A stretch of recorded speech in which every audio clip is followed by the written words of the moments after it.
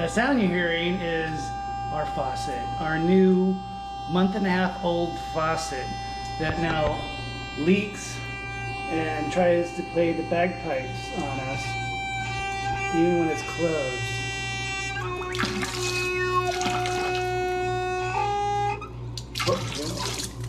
There.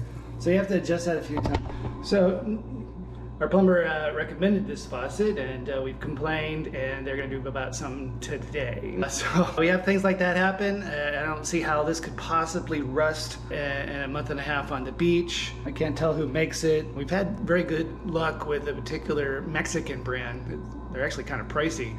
Helvet, and it's great. We have them around, and my guess is this one is not.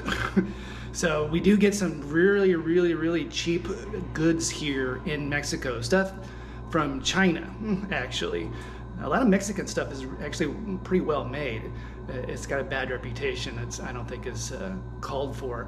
But some Chinese stuff gets imported in here. The super cheap stuff that US retailers wouldn't even import in. So we do get that when you go to cheaper stores, and literally, like, you know, a power strip where the extension part of it is a foot long and it falls apart and quits working within a week type of quality. Stuff I've never seen in the US or Europe, actually. And so you gotta be careful when you buy stuff here, whether it's actually legitimately good or not.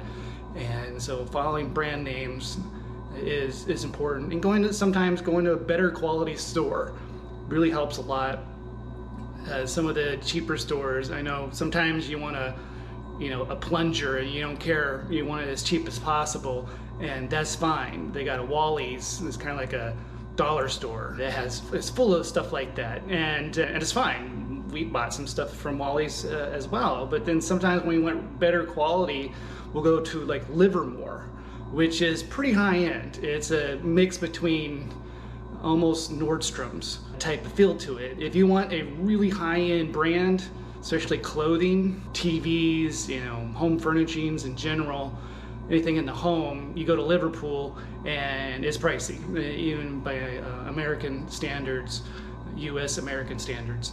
It is very pricey. Sometimes it's ridiculous. You know, a little teeny tiny table is $1,000 type of thing, where you could see it at Target, basically probably the same thing. The Haus brand, Haus, and they have a ton of that here, and I'm sure Target probably has it for 50 or 60 bucks.